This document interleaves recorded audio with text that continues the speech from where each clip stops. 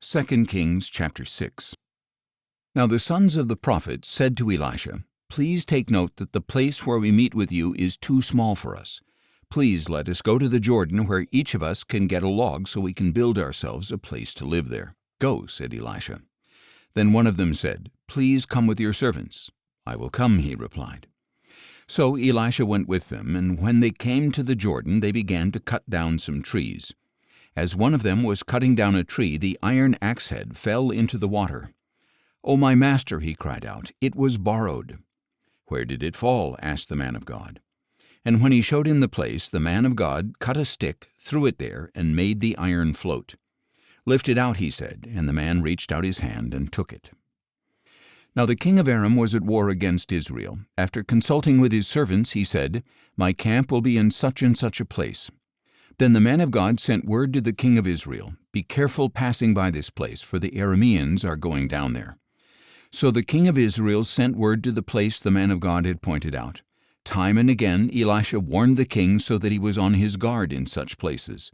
For this reason the king of Aram became enraged and called his servants to demand of them, "Tell me, which one of us is on the side of the king of Israel?" But one of his servants replied, "No one, my lord the king, for Elisha the prophet in Israel tells the king of Israel the very words you speak in your bedroom."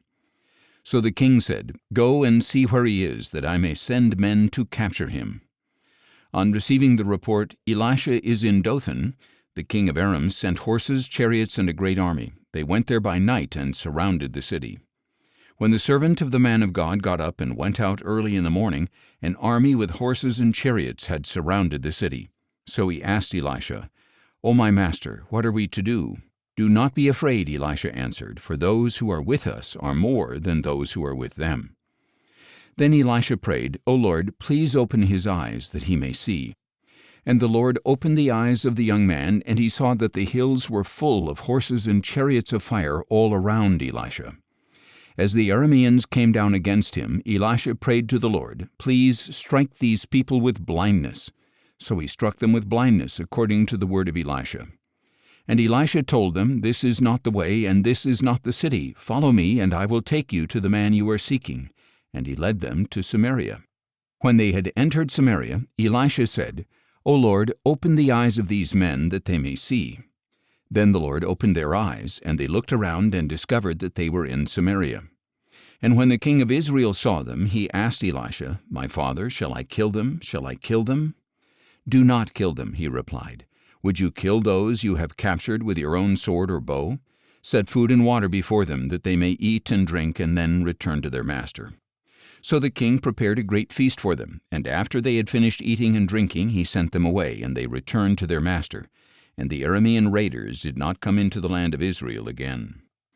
Some time later, Ben-Hadad, king of Aram, assembled his entire army and marched up to besiege Samaria. So there was a great famine in Samaria. Indeed, they besieged the city so long that a donkey's head sold for 80 shekels of silver, and a quarter cab of dove's dung sold for 5 shekels of silver. As the king of Israel was passing by on the wall, a woman cried out to him, "Help me, my lord the king." He answered, "If the Lord does not help you, where can I find help for you? From the threshing floor or the winepress?" Then the king asked her, "What is the matter?" And she answered, "This woman said to me, 'Give up your son that we may eat him, and tomorrow we will eat my son.' So we boiled my son and ate him, and the next day I said to her, 'Give up your son that we may eat him,' but she had hidden her son." When the king heard the words of the woman, he tore his clothes, and as he passed by on the wall, the people saw the sackcloth under his clothes next to his skin. He announced, "May God punish me and ever so severely if the head of Elisha son of Shaphat remains on his shoulders through this day." Now Elisha was sitting in his house, and the elders were sitting with him. The king sent a messenger ahead, but before he arrived, Elisha said to the elders, "Do you see how this murderer has sent someone to cut off my head? Look, when the messenger comes, shut the door to keep him out. Is not the sound of his master's footsteps behind him?" While Elisha was still speaking with them, the messenger came down to him, and the king said, "This calamity is from the Lord. Why should I wait for the Lord any longer?"